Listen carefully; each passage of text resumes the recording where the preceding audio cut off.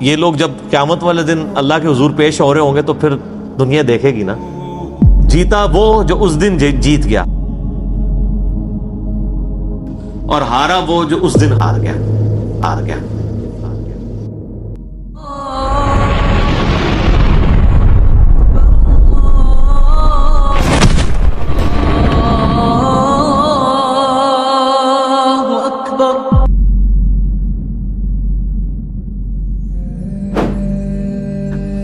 فَأَمَّا مَنْ أُوتِيَ كِتَابَهُ بِيَمِينِهِ، پس قیامت کے دن جس کو اس کا نامہ اعمال دائیں ہاتھ میں دیا جائے گا، فَسَوْفَ يُحَاسِبُ حِسَابًا يَسِيرًا، تو پھر عنقریب اس کا حساب آسانی سے لے لیا جائے گا۔ یعنی پھر وہ صرف ایک زبانی جمع خرچ والی بات ہوگی، جس کو نامہ اعمال دائیں ہاتھ میں ملا اس کو تو جنت کا پروانہ مل گیا۔ وَيَنْقَلِبُ إِلَىٰ أَهْلِهِ مَسْرُورًا، اور وہ لوٹے گا اپنے گھر والوں کی طرف بڑی خوشی کے ساتھ۔ یعنی دنیا میں بھی جب کوئی شخص کوئی ڈگری حاصل کر لیتا ہے، کوئی کامیابی حاصل کر لیتا ہے، تو ہر ایک کو دکھاتا پھرتا ہے، یہ دیکھو میں کامیاب ہو گیا ہوں۔ تو قیامت والے دن بھی ظاہر ہے کہ وہ الٹیمیٹلی سب سے بڑی ڈگری تو وہ ہے نا، اصل کامیاب ہوا جو آخرت میں کامیاب ہوا۔ دنیا میں چاہے کوئی شخص گمنامی کی موت مر گیا کسی فٹ پاتھ کے کنارے، اس کو لاوارث لاش کے طور پہ بغیر کفن کے بھی دفنا دیا گیا، تو قبر میں اسے جنتی کفن مل جائے گا، اینڈ رزلٹ تو اس کا بہترین ہے۔ اور دنیا میں کسی ٹھاٹ کی زندگی کسی نے گزاری، مرنے کے بعد چاہے اس کی قبر جو ہے وہ سونے کی بھی بنا دی جائے، اس کے اندر جو اس پہ حالات وارد ہونے ہیں وہ تو کوئی نہیں بدل سکتا۔ تو وہ شخص بڑی خوشی کے ساتھ اپنے گھر والوں کی طرف لوٹے گا اور فخر سے بتائے گا، یہ دیکھو میں آج کے دن کے لیے تیاری کر رہا تھا، میں کامیاب ہو گیا۔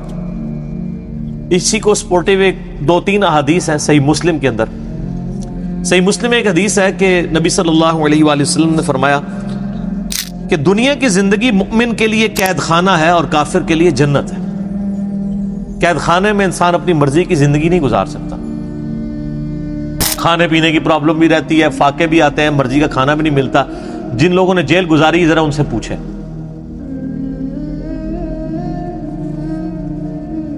اور کافر اپنی مرضی کی زندگی گزارتا ہے، اس لیے اس نے دنیا کو جنت بنایا۔ اور ایک اور حدیث ہے صحیح مسلم میں کہ دنیا اور آخرت کی مثال ایسے ہے جیسے کوئی شخص اپنی انگلی سمندر میں ڈبوئے، اس کے ساتھ جو پانی لگے گا وہ دنیا کی زندگی ہے، اور سمندر انفینٹ نہ ختم ہونے والی آخرت کی زندگی، کمپیریزن ہی کوئی نہیں ہے دونوں کا۔ اب کوئی آخرت میں کامیاب ہوتا ہے تو وہ تو ہمیشہ کی کامیابی اس کا مقدر ہوئی بھی ہے نا۔ میں آپ سے اگر پوچھوں کہ 1 ارب اور 1 روپیہ، کسی کے پاس 1 ارب روپیہ ہو اور کسی کے پاس 1 ارب 1 روپیہ ہو، تو اس میں تو کوئی فرق نہیں ہے، کیونکہ 1 روپیہ ارب سے اوپر ہونا یہ تو نیگلیجیبل ہے۔ تو کتنا بے وقوف ہے وہ شخص، وہ 1 روپیہ بچانے کی خاطر ارب روپیہ اپنا ضائع کرتے ہیں، اور کتنا عقل مند ہے وہ شخص جو 1 روپے کی قربانی کر کے 1 ارب روپیہ بچا لے۔ یعنی دنیا کی زندگی خدا کو دے کے ہمیشہ کی جنت کما لے، جو سورہ توبہ میں آیا کہ ہم نے مومنین کی جانیں اور مال جنت کے بدلے میں خرید لی ہیں۔ صحابہ کرام علیہم رضوان کو جو فضیلت حاصل ہے پوری امت پہ، وہ اسی لیے ہے کہ انہوں نے قربانیاں دی ہیں، جان مال ہر چیز کی، آخری درجے میں۔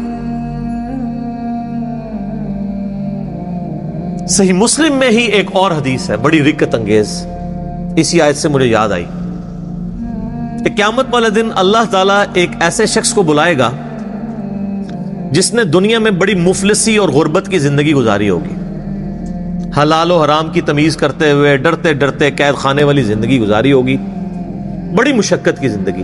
قیامت والے دن اللہ تعالیٰ فرشتوں کو کہے گا کہ میرے اس بندے کو ذرا جنت کا ایک پھیرا لگواؤ۔ جنت کا ایک پھیرا جب لگے گا نا تو اللہ تعالیٰ پوچھے گا، ہاں بھائی کوئی دنیا میں تو نے تکلیف دیکھی؟ وہ کہے گا، اے اللہ تیری عزت کی قسم میں نے دنیا میں کوئی تکلیف نہیں دیکھی۔ ایک جنت کا پھیرا دنیا کی ساری مشقت کو کافور کر دے گا۔ سر چھوڑ دیں، قیامت کا دن ہی صرف 50,000 سال کا دن ہے۔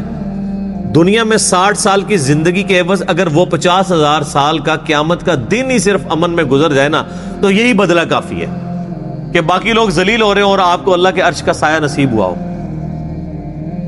60 سال کے بدلے میں 50,000 سال کی صرف قیامت کے دن کی کامیابی مل جائے، بعد کی تو اربوں سال کی زندگی ہے، اور دنیا میں 60 سال میں عیاشی میں، اور 60 سال بھی کیا عیاشی کے گزارنے ہوتے ہیں، اس کو بھی آپ نیٹ کیلکولیشن کریں تو چند ایک سال ہی بنتے ہیں، سونے کے اوقات نکال دیں، بچپن کے اوقات نکال دیں، اس کے بدلے اور کوئی عذاب نہ بھی ہو، قیامت کے دن کا 50,000 سال کا دن ہی عذاب میں کاٹنا پڑ جائے تو یہی بہت بڑا عذاب ہے۔ اللہم اجرنا من النار، آمین۔ پھر اللہ تعالیٰ، صحیح مسلم میں حدیث ہے کہ اللہ تعالیٰ ایک ایسے بندے کو بلوائے گا جس نے دنیا میں بڑی عیاشی کی زندگی گزاری ہوگی، کوئی حلال و حرام کی تمیز نہیں کی ہوگی، اپنی مرضی کی زندگی گزاری ہوگی۔ اور میں اکثر کہتا ہوں کہ دنیا آپ اللہ کی مرضی کی گزاریں، آخرت آپ کی مرضی کی ہوگی، اور اگر دنیا آپ نے اپنی مرضی کی گزاری تو آخرت پھر اللہ کی مرضی کی ہوگی۔ اللہ تعالیٰ فرمائے گا ذرا اسے ایک پھیرا لگاؤ نا دوزخ کا۔ یہ بڑا کہتا تھا دنیا میں کہ ایک پھیرا ہی لگنا خیر ہے، کہتے ہیں نا مسلمان، یہودیوں سے ہی مستعار لی ہوئی ہے نا یہ چیز، یہودی بھی یہی کہتے تھے کہ اگر اللہ نے ہمیں دوزخ میں بھیجا تو چند دن کے لیے بھیجے گا، الٹیمیٹلی تو ہم بخشے بخشائے ہیں۔ اللہ نے فرمایا تم نے کوئی عہد لے لیا اپنے رب سے اس معاملے میں؟ یہاں تو ایسے بڑی آسانی سے لوگ یہ کہہ دیتے ہیں، میں تو اکثر کہتا ہوں کہ ہم میں تو یہ بھی طاقت نہیں کہ ہم 10 سیکنڈ کے لیے موم بتی کے فلیم کے اوپر اپنا ہاتھ رکھ سکیں۔ جو شخص اتنا کمزور ہو وہ یہ دعویٰ کرے کہ خیر ایک پھیرا ہی لگے گا۔ سورہ الفرقان میں اللہ تعالیٰ فرماتا ہے کہ دوزخ تھوڑی دیر کے رہنے کے لیے بھی اور زیادہ دیر کے لیے بھی بدترین جگہ ہے، لیکن مسلمان کہتا ہے ایک پھیرا ہی لگے گا۔ کوئی 10 سیکنڈ کے لیے موم بتی کے فلیم پہ ہاتھ رکھ سکتا ہے؟ بخاری مسلم کے الفاظ ہیں، نبی علیہ السلام فرمایا کہ آخرت کی آگ دنیا کی آگ سے 70 گنا زیادہ تیز ہے، اس آگ میں صرف 10 سیکنڈ کے لیے ہاتھ نہیں رکھا جانا، پتہ نہیں کتنے عرصے کے لیے پھینکا جانا ہے، اور آپ کہتے ہیں ایک پھیرا ہی لگے گا۔ ہم دنیا میں اس سے بھی آسان مثال دیتے ہیں، اگر کوئی شخص کہتا نا ایک پھیرے سے کیا فرق پڑتا ہے، اسے کہیں کہ ہم آپ کو ایک فجر کی نماز چھوڑنے پہ صرف ایک پھیرا لگاتے ہیں، فجر سے لے کے زور تک کا، ایک ایسے کمرے میں جو کمرے کا سائز ہوگا 10 فٹ بائی 10 فٹ، اس میں 100 کوبرا سانپ ہوں گے، 100 بچھو ہوں گے، 100 اژدہا ہوں گے، بس ایک ہی پھیرا لگنا ہے فجر سے زور تک۔ تو تصور سے انسان کو لگ پتا جاتا ہے۔ تو اس کا مطلب یہ ہے آخرت، چونکہ دنیا نقد ہے، فوراً بندے کو خوف آتا ہے، آخرت ادھار ہے، انسان کہتا ہے نہیں خیر دیکھی جائے گی، چھاٹ ہی دے گا، کچھ بھی ہے اللہ تیرے محبوب کی امت سے، بولے اعوذ باللہ تعالی۔ تو اللہ تعالیٰ، صحیح مسلم کے الفاظ ہیں، اس جو بندہ کہتا تھا نا دنیا میں خیر ایک پھیرا ہی لگے گا، اللہ تعالیٰ کہے گا ذرا اس کو ایک پھیرا لگواؤ نا دوزخ کا، بڑی عیاشی کی اس نے دنیا میں۔ جب دوزخ کا ایک پھیرا لگے گا تو اللہ تعالیٰ پوچھے گا ہاں بھائی کوئی دنیا میں خیر دیکھی تو نے؟ کہ اللہ، وہ کہے گا اللہ تیری عزت کی قسم میں نے دنیا میں کوئی خیر نہیں دیکھی۔ دنیا کی ساری عیاشی دوزخ کے ایک پھیرے سے کافور ہو جائے گی، صرف پھیرا، ابھی تو پرماننٹلی جو اس نے جانا ہے وہ علیحدہ معاملہ ہے۔ تو یہاں کس طرح لوگ کہہ دیتے ہیں؟ اب اس پورے تناظر میں اس آیت کو اگر آپ سمجھیں کہ جسے دائیں ہاتھ میں نامہ اعمال دیا جائے گا اس کا حساب آسانی سے لیا جائے گا اور وہ بڑی خوشی کی حالت میں اپنے گھر والوں کی طرف لوٹے گا۔ وَأَمَّا مَنْ أُوتِيَ كِتَابَهُ وَرَاءَ ظَهْرِهِ، اور جسے اس کا نامہ اعمال اس کی پشت کے پیچھے سے دیا جائے گا، الٹے ہاتھ میں دیا جائے گا، الٹے ہاتھ میں اور پشت کے پیچھے سے۔ پشت کے پیچھے سے اس لیے دیا جائے گا اس کو کہ جب اس کا نامہ اعمال اس کے الٹے ہاتھ میں پکڑایا جائے گا نا تو اس کو پتا چل جائے گا میں فیل ہو گیا ہوں، تو وہ اپنا ہاتھ ہی پیچھے کر لے گا۔ یہ تو دنیا تو نہیں ہے نا کہ آپ دھوکہ دے لیں، بچ جائیں۔ دنیا میں تو ٹرین پہ بغیر ٹکٹ کے جو لوگ سفر کر رہے ہوتے ہیں، اگر ٹی ٹی آ جائے تو ایک کمرے سے دوسرے میں چلے جاتے ہیں، یہی کرتے ہیں نا، یا باتھ روم میں جا کے چھپ جاتے ہیں ٹکٹ نہ خریدنے کے لیے۔ تو سر یہ تو اللہ سے کون بچ سکتا ہے؟ کوئی نہیں بچ سکتا۔ تو الٹے ہاتھ میں اسے نامہ اعمال جب اس کے الٹے ہاتھ کی طرف بڑھایا جائے گا نا، وہ کہے گا لو جی مارا گیا، تو اپنا ہاتھ پیچھے کر لے گا، تو پیچھے سے اس کو پکڑا دیا جائے گا۔ وہ تو فرشتے ہیں نا جی۔ اللہم اجرنا من النار، آمین۔ اللہ تعالیٰ ہمیں نامہ اعمال دائیں ہاتھ میں نصیب فرمائے اور بغیر حساب و کتاب میں جنت میں داخلہ عطا فرمائے، آمین۔ فسوف يدعو ثبورا، وہ چلائے گا اور کہے گا ہائے میری موت، ہائے میری موت. پھر وہ موت پکارے گا کہ موت آئے تو جان چھوٹ جائے. وَيَصْلَى سَعِيرًا، اور اسے بھڑکتی ہوئی آگ میں داخل کیا جائے گا. إِنَّهُ كَانَ فِي أَهْلِهِ مَسْرُورًا، بے شک یہ دنیا میں اپنے گھر والوں میں تو بڑا خوش رہتا تھا. اچھا اس میں امپلائڈ ہے کہ جو دوسرا ہے نا وہ گھر والوں میں خوش کوئی نہیں تھا. جو جنتی ہے وہ گھر میں نہ خوش ہی تھا. تبھی تو وہ گھر والوں کو جا کے بتائے گا نا کہ دنیا میں تو تم نے مجھے بڑا تنگ کیا ہے، دیکھ لو آج میں پاس ہو گیا ہوں. ورنہ تو وہاں بھی آتا کہ وہ دنیا میں بھی بڑا خوش تھا گھر والوں سے. جو دوستی ہے نا اس کا ذکر ہے کہ وہ گھر میں خوش تھا دنیا میں، اور اب گھر والوں کے آگے جا کے روئے گا کہ تمہاری وجہ سے میں نے حلال اور حرام کی تمیز گنوا دی، آج دیکھو میں مارا گیا ہوں. لیکن اس وقت رونے پیٹنے سے فائدہ کوئی نہیں ہونا. وہی اولاد جس کے لیے اس نے دنیا میں مشقت اٹھائی تھی اور دنیا میں عیاشی کی زندگی ان کو گزارنے کے لیے خود حرام کی کو جو ہے وہ کمایا تھا، مارا جائے گا. اب دیکھ لیں اللہ تعالیٰ مارا کہ وہ دنیا میں بڑا خوش تھا اپنے اہل و عیال کے اندر. یہ حقیقت بات ہے. جو دین کے راستے پہ چلے نا جی سر، دنیا اس کی پھر آسان نہیں ہوتی، ورنہ انبیاء کرام علیہ السلام کی دنیا آسان ہو جاتی. یہ جو جب دعا بھی کی جاتی ہے نا ربنا آتینا فی الدنیا حسنہ وفی الآخرۃ حسنہ وقنا عذاب النار، اس حسنہ سے قطعاً یہ مراد نہیں ہے کہ آپ دنیا سکون کی آپ کی گزرے گی اس حوالے سے کہ آپ کو دنیاوی نعمتیں مل جائیں گی. نہیں، صرف یہ ہوگا کہ دنیا میں جو تکلیفیں آئیں گی نا وہ برداشت کرنا آسان ہو جائیں گی. تکلیف سے کسی کو چھٹکارا نہیں ہے. وَلَنَبْلُوَنَّكُمْ بِشَيْءٍ مِّنَ الْخَوْفِ وَالْجُوعِ وَنَقْصٍ مِّنَ الْأَمْوَالِ وَالْأَنفُسِ وَالثَّمَرَاتِ، ضرور آزمائیں گے تھوڑے سے خوف سے، بھوک سے، جان اور مال میں نقصان کے ذریعے.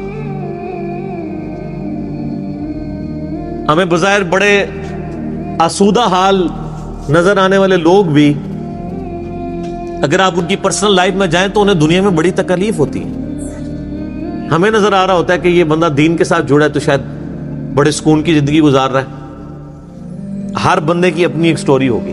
خیر دین سے جڑے یا نہ جڑے تکلیفیں تو آنی ہیں، لیکن دین کے ساتھ جڑے ہوئے ہوں گے تو تکلیفوں کو سہنا آسان ہو جائے گا، دنیا حسنہ بن جائے گی، صبر نصیب ہو جائے گا.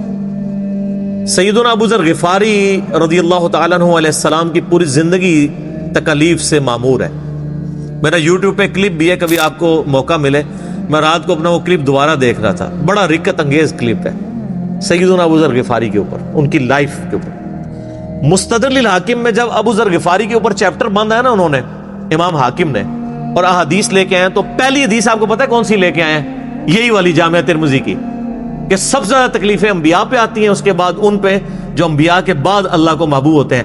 حضرت ابو ذر غفاری کی فضائل اور ان کی زندگی کے حالات پہ حدیثیں لکھنے سے پہلے انہوں نے چیپٹر کی ہیڈنگ بنا کے نا ابو ذر غفاری کا بیان، پہلی حدیث یہ، حالانکہ اس حدیث میں حضرت ابو ذر غفاری کا ذکر نہیں تھا، لیکن انہوں نے بتایا کہ اب آئندہ جو تم حدیثیں پڑھو گے نا وہ اس تناظر میں سمجھنا کہ ابو ذر غفاری کی زندگی غم سے معمور اس لیے ہے کہ نبیوں کے بعد اس کا مرتبہ ہے. جامعہ ترمذی میں حدیث ہے صحیح سند سے، اس نیلی چھتری آسمان کے نیچے ابو ذر غفاری سے زیادہ سچا انسان نبی علیہ السلام نے فرمایا کوئی نہیں ہے. یار اللہ کے نبی جو صادق اور امین ہے، وہ جس شخص کے بارے میں کہہ رہے ہو کہ آسمان کے نیچے سے زیادہ سچا انسان کوئی نہیں. اور ترمذی میں حدیث ہے، نبی علیہ السلام نے فرمایا کہ اس نیلی چھتری آسمان کے نیچے میری امت میں عیسیٰ ابن مریم کی مثل دنیا سے زہد پہ اگر کوئی ہے تو ابو ذر غفاری ہے. عیسیٰ کی مثل. حضرت عیسیٰ ابن مریم کے بارے میں روایتوں میں ملتا ہے کہ وہ دنیا سے اس قدر زہد اختیار کیے ہوئے تھے کہ وہ برتن بھی پانی پینے کا استعمال نہیں کرتے تھے. وہ کہتے تھے یہ بھی دنیا کا مال ہے، ہاتھ سے پانی پیا کرتے تھے. تو نبی علیہ السلام فرمایا میری امت میں یعنی دنیا کو 3 طلاقیں دینے والا اور آخرت کی طرف رجوع رکھنے والا، دنیا سے زاہد اگر کوئی شخص عیسیٰ ابن مریم کی مثل ہے تو وہ ابو ذر غفاری ہے. تو سر پھر یہ لوگ جب قیامت والے دن اللہ کے حضور پیش ہو رہے ہوں گے تو پھر دنیا دیکھے گی نا، جیتا وہ جو اس دن جیت گیا اور ہارا وہ جو اس دن ہار گیا. تو اللہ تعالیٰ ماتا ہے کہ یہ دنیا میں بڑا عیاشی میں تھا. انہ ظن ان لن یحور، وہ تو دنیا میں خیال کرتا تھا اسے لوٹ کے گویا اللہ کے پاس آنا ہی نہیں ہے۔ واقعی ہمارے مسلمانوں کی اکثریت بھی ایسی زندگی گزاری ہے گویا کہ اللہ کے سامنے پیش ہی نہیں ہونا۔ بلے شاہ سا مرنا نہ ہی گور بیا کوئی اور، کتنے جنازے اٹھاتے ہیں یہ کبھی تصور ہی نہیں آتا۔ حسن بصری فرماتے ہیں رحمہ اللہ تعالی، تابعی ہیں، حضرت سیدنا حسن ابن علی کے شاگرد بھی ہیں، وہ کہتے ہیں کہ میں نے صحابہ اکرام کا زمانہ ایسا پایا کہ میت جب اٹھتی تھی نا تو ہر شخص ہی رو رہا ہوتا تھا، نئے آنے والے بندے کے لیے مشکل ہوتا تھا کہ میں تعزیت کس سے کروں، کہ ان میں سے کون ہے بندہ جس کا رشتہ دار مرا ہوا ہے۔ ہر بندہ ہی رو رہا ہوتا تھا، اس لیے کہ وہ اپنی قبر کو یاد کر رہا ہوتا تھا۔ تو نئے بندے کے لیے تعزیت کرنا مشکل ہو جاتی تھی کہ مریا کی دے وچوں، سارے ہی رو رہے ہوتے تھے۔ ظاہر ہے جی صحابہ کا زمانہ نبی الاسلام سے متصل، انہوں نے حضور کی صحبت کی ہوئی تھی۔ صحیح مسلم میں حدیث ہے کہ عبداللہ بن عمر کہتے ہیں کہ نبی الاسلام نے میرے کندھے پہ یوں ہاتھ رکھ کے نا جھٹکا دیا اور فرمایا کہ عبداللہ اپنے آپ کو مردوں میں شمار کرنا، زندوں میں نہیں۔ تو وہ تو ہر وقت جان ہتھیلی میں رکھ کے پھر رہے ہوتے تھے۔ صحیح بخاری میں حدیث ہے، آپ ایک چوراہے سے گزرے، کچھ لوگ ہنس رہے تھے صحابہ میں سے، آپ رک گئے، آپ نے فرمایا کہ جو میں جانتا ہوں اگر تم جانتے تو بہت کم ہنستے زندگی میں، زیادہ روئے ہی کرتے۔ تو جن لوگوں نے یہ ساری چیزیں آبزرو کی ہوئی تھی نا نبی الاسلام کی مبارک زندگی سے، ان کی پھر حالت یہی ہوتی تھی۔ انسان کو یہ کبھی گمان ہی نہیں ہوتا کہ اس نے لوٹ کے بھی اللہ کے پاس جانا ہے۔ بلا کیوں نہیں، ان ربہ کان بہ بصیرا، بے شک تیرا رب تو خوب دیکھ رہا تھا جب وہ اعمال کر رہے تھے۔ دنیا میں بے شک جتنی بڑی عیاشی کی ہے وہ کہیں نوٹ ہو رہی تھی، تیرا رب دیکھ رہا تھا، اور وہ رب کا ہی حوصلہ ہے کہ دیکھ رہا ہے اور ڈھیل دیتا رہتا ہے، لیکن جب پھر کھینچے گا نا تو پھر کسی کا لحاظ نہیں ہے۔ بخاری مسلم کی حدیث ہے، اے میری بیٹی فاطمہ، میرے مال سے جو کچھ لینا ہے لے لے، اگر اللہ نے تجھے پکڑ لیا قیامت کے دن میں تجھے اللہ سے چھڑا نہیں سکوں گا۔ اے میری پھپھی صفیہ، میرے مال سے جو لینا ہے لے لے، اگر اللہ نے تجھے پکڑ لیا تو میں اللہ کے حضور تیرے کچھ کام نہیں آؤں گا۔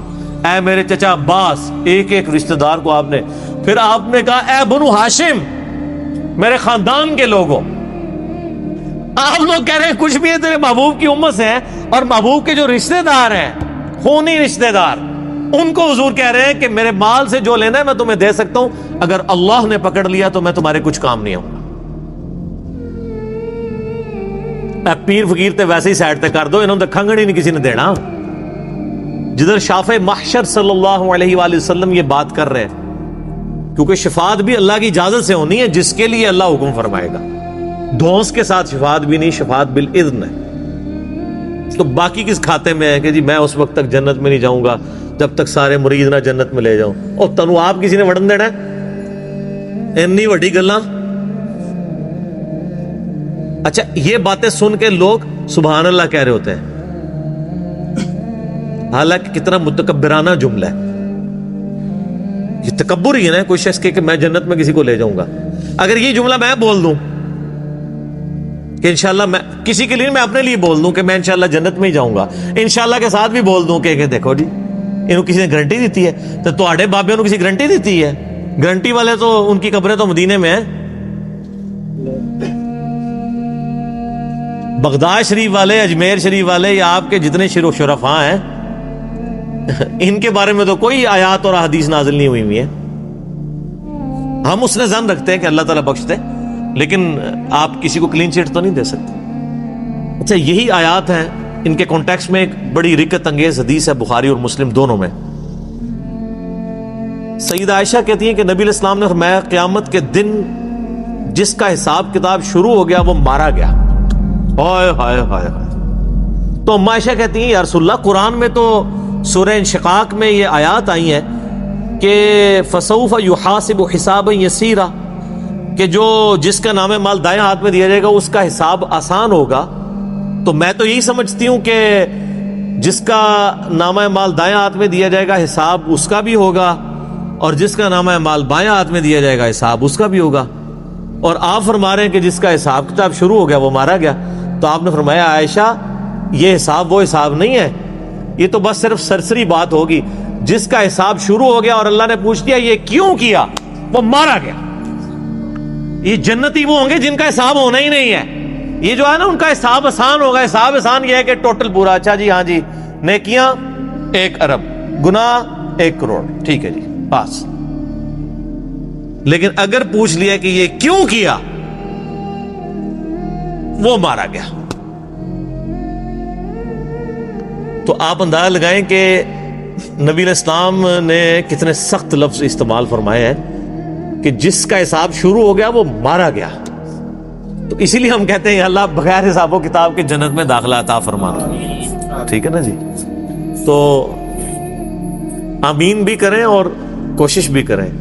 اصل چیز تو یہ ہے. صحیح مسلم میں حدیث ہے، سیدنا ربیعہ رضی اللہ تعالیٰ عنہ نبی علیہ السلام کو وضو کروایا کرتے تھے. ایک دن آپ صلی اللہ علیہ وآلہ وسلم کا سمندر رحمت جوش میں آیا، فرمایا سل ربیعہ، ربیعہ مانگ، آج کیا مانگتا ہے، اجرت مانگ لے جو نبی کی تو خدمت کرتا ہے. صحیح مسلم میں حدیث ہے. ان کا یا رسول اللہ جنت میں آپ کا پڑوس چاہیے. بہت کیا تیاری کر کے رکھی ہوئی تھی، کوئی ورکنگ نہیں کرنی پڑی، اور کائنات کی سب سے بڑی چیز مانگ لی. کائنات میں اگر خدا سے کوئی چیز مانگی جا سکتی ہے نا، ویسے تو سب سے بڑی چیز یہ ہے کہ انسان نبوت مانگ لے. وہ تو مل نہیں سکتی، وہ واہ بھی ہے. اس لیے نبوت کا سوال یا دعا کرنا تو حرام ہے، کیونکہ یہ تو اللہ نے بین کی ہوئی ہے. نبوت کے بعد اگر اللہ سے کوئی سب سے بڑی چیز کائنات میں مانگی جا سکتی ہے نا، وہ یہ ہے کہ جنت میں نبیوں کا پڑوس. کیونکہ اللہ تعالی کی رحمت کی سب سے بڑی جو ایگزیکیوشن ہے وہ کہاں پہ ہونی ہے؟ جنت میں. اور جنت میں بھی سب سے بڑی رحمت کا مقام انبیاء کرام جس جنت میں ہوں گے، اور پھر انبیاء کے امام سیدنا محمد رسول اللہ صلی اللہ علیہ وآلہ وسلم کا پڑوس جسے جنت میں مل جائے، تو سر کائنات میں اس سے کوئی بڑی خواہش کسی سے کی جا سکتی ہے؟ یہی ہے.